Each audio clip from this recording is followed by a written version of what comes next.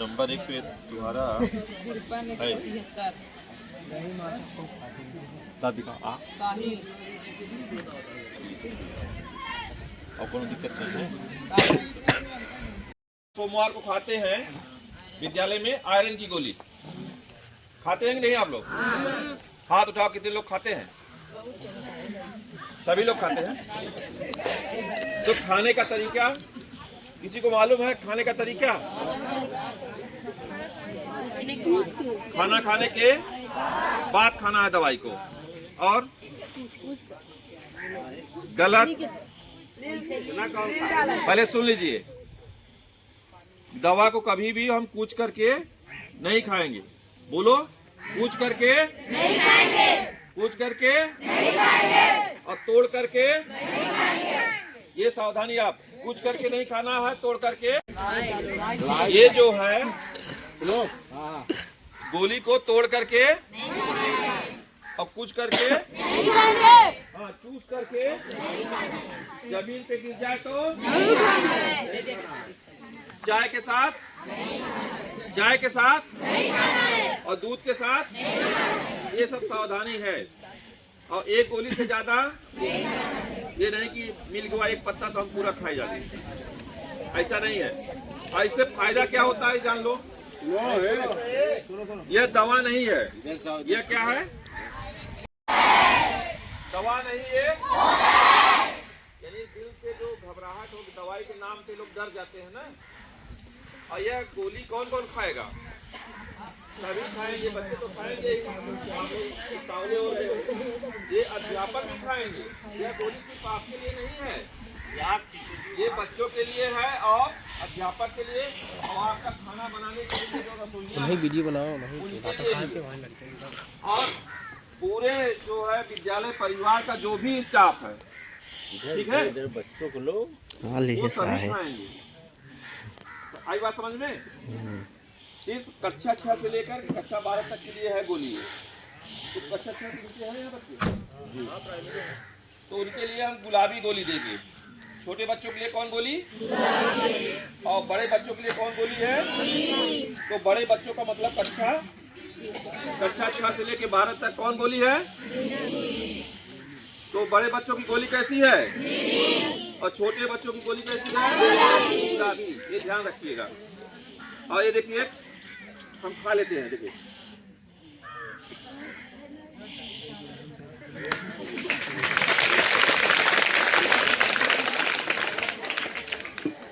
साहब आप भी आ जाइए, मानते साहब को भी खिला देना।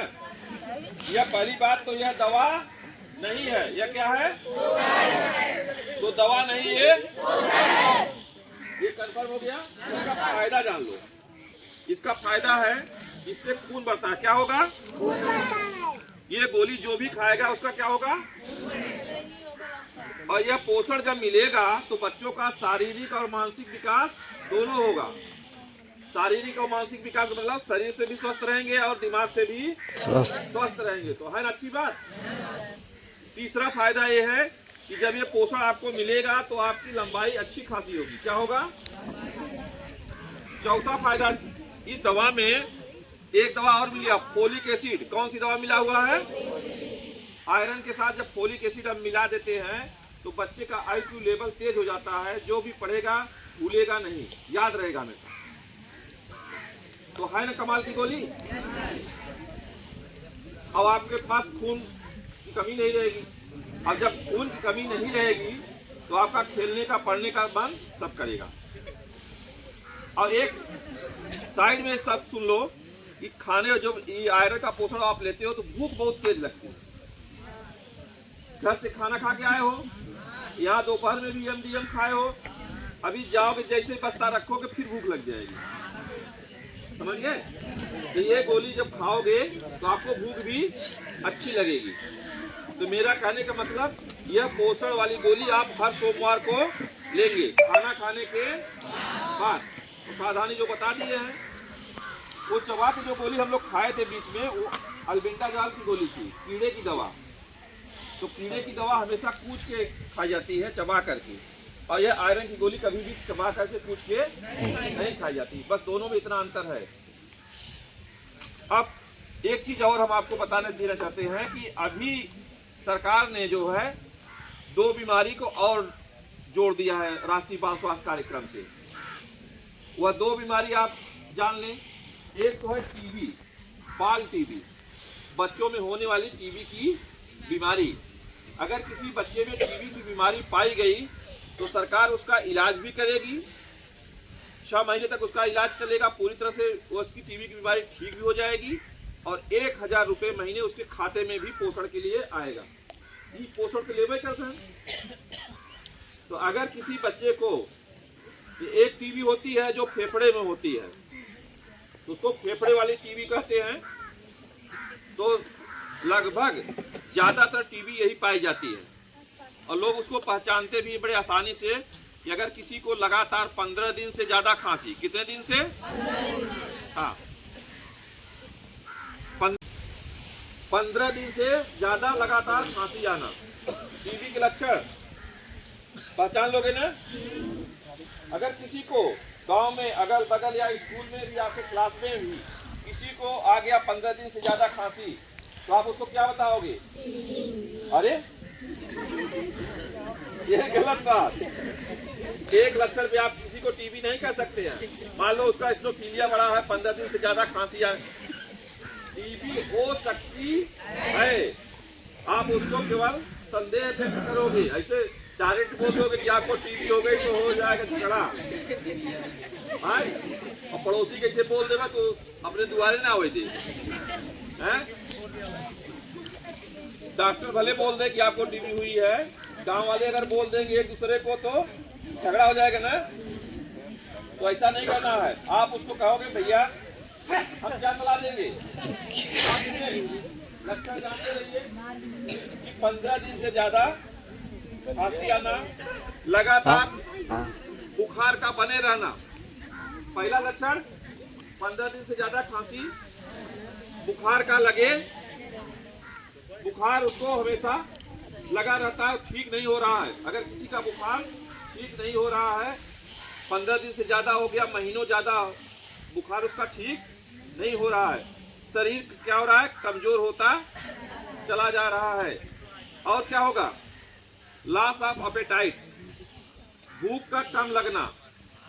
अगर किसी का बिना कारण से वजन धीरे धीरे गिरता चला जा रहा है, तो आप उसको संदेह व्यक्त कर सकते हो ना कि भैया धीरे धीरे तू दुबरान जाता है, तू अपन टीबी उबी की जांच कराए ल। कि पहले 60-70 किलो रहे, आप देखा थे कि 40-42 किलो हो के है। आप ऐसे प्यार से कहोगे, एक सामाजिक भाषा पे, डायरेक्ट नहीं बोलोगे, ठीक वही बोलो ना। क्या आप कहोगे कि आपको लक्षण हो सकता है कि डॉक्टर साहब हमको बता के गए हैं। तो टीबी का अगला लक्षण क्या है कि वजन का घट जाना, वजन का, और फिर भूख का भी, हाँ लगातार उसको खांसी आना 15 दिन से ज्यादा। और देख लो, रात में सोते समय पसीना होना। रात में अगर बच्चा सोया है तो सोते समय उसको क्या हो रहा है, पसीना होना, या बलगम के साथ खून का आना। खांस रहा है, खांसने जैसे थूकेगा। अगर फेफड़े वाली टीबी है तो उसको खून आ सकता है। और एक टीबी होती है एक्स्ट्रा पल्मोनरी, जो फेफड़े से अलग है, फेफड़ों से अलग, इसको क्या बोलते हैं, एक्स्ट्रा पल्मोनरी टीबी। या किसी के गले में से गांठ रहती है, इसको गले में गांठ वाली क्या टीबी होती है, समझ गए। तो टीबी शरीर के किसी भी अंग में हो सकता है, लेकिन ज्यादातर कहाँ रहता है, फेफड़े में। तो आपके आंत में भी टीबी हो सकती है, किडनी में टीबी हो जाती है, आंखों में टीबी हो जाती है, ब्रेन में हो जाती है, ब्रेन टीबी। तो जो फेफड़े से अलग होती है टीबी, उसको क्या बोलते हैं, एक्स्ट्रा पल्मोनरी टीबी। यानी लंग्स को छोड़ करके जब दूसरे अंग में होती है तो क्या बोलते हैं, एक्स्ट्रा पल्मोनरी टीबी। तो अगर ऐसा कोई रोगी है संदेह में आता है तो आप विद्यालय में आप सूचना दे करके या मेरे नंबर पे बात करके उसको अस्पताल भेज करके जांच करवा दोगे। सरकार द्वारा जांच भी, एक्सरे भी बिल्कुल फ्री हो रहा है। और बलगम की जांच, अगर कोई बुजुर्ग आदमी है, बहुत ज़्यादा बलगम गिर रहा है या उसमें खून मिल रहा है, तो बलगम की जांच बिल्कुल फ्री है। और आपको बताया इलाज भी 6 महीने उसका फ्री चलेगा, प्लस 1000 रुपये उसको खाने पीने के लिए, पोषण के लिए सरकार अलग से देगी। यानी आप कह सकते हैं कि जस का जस और 1 लोटा रस। ठीक है सब जस। यानी किसी का इलाज होगा तो अब जस होगा, जस हो। यानी आप हेल्प कर सकते हो। आप भाई अलग अलग बस्ती से आए होंगे, तो आपकी बस्ती में अगर ऐसा कोई व्यक्ति है, बच्चा हो या बुजुर्ग हो, ठीक है, अगर ऐसा कोई है तो उसको आप सलाह दोगे कि नहीं? सलाह देंगे ना। और दूसरी बीमारी जो है,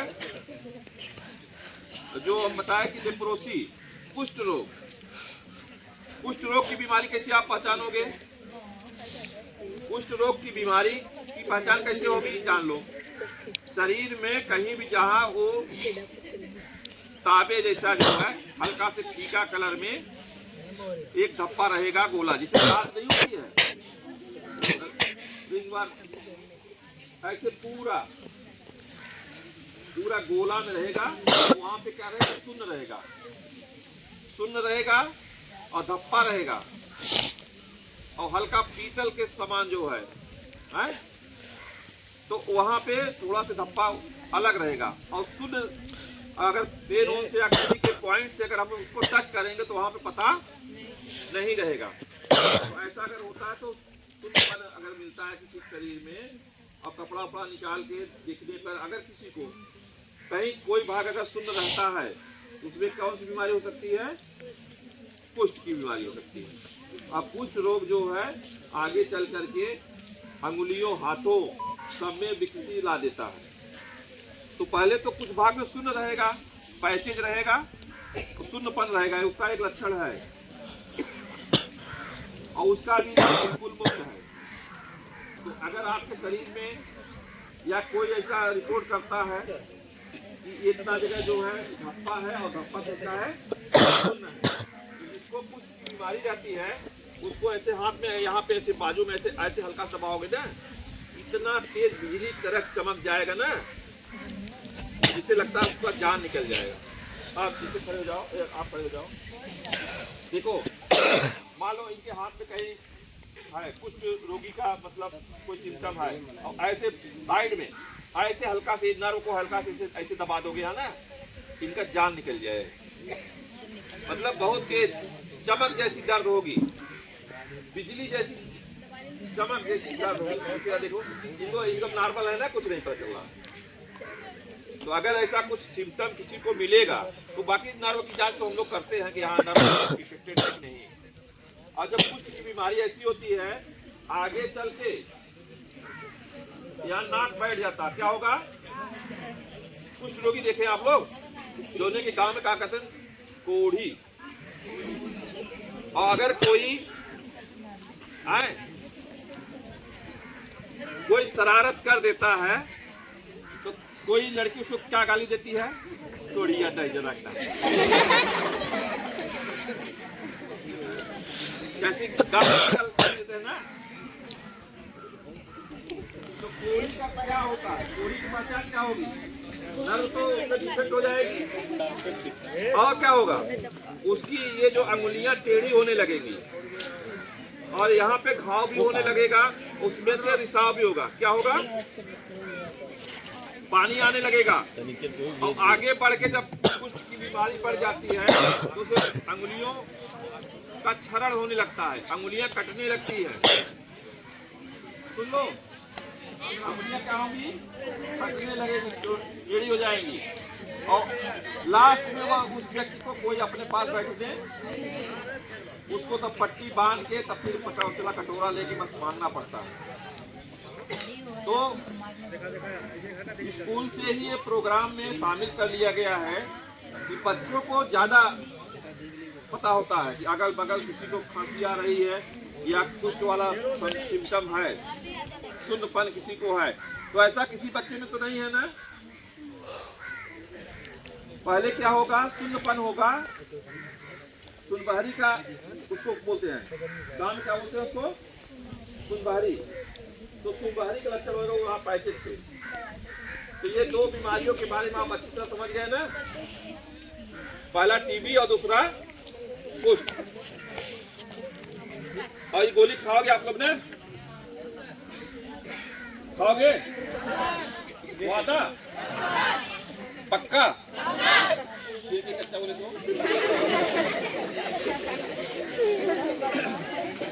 तो आप ये गोली, ये जो दवा खाओगे। और जिनको हम बुलाए हैं, और एक बच्चे को चश्मा मिला है, आ जाओ आ जाइए, उनके साथ प्रधानाध्यापक की फोटो खिंचवानी है। आइए पता है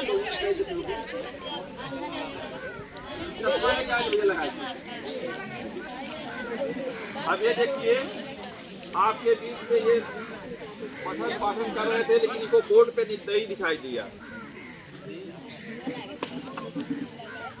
तो आपके विद्यालय में डॉक्टर आ जाए तो फायदा है कि नहीं? सबकी जांच भी हो जाएगी। आइए मास्टर,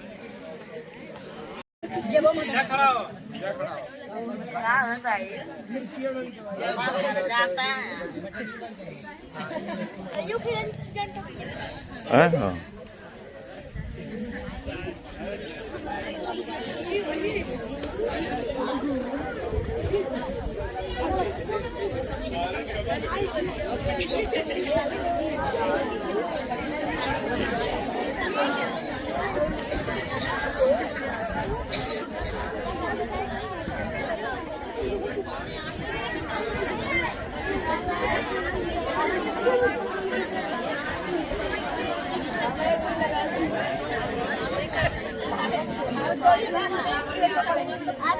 जो लोग चिन्हित हुए हैं शनिवार को आएंगे अस्पताल।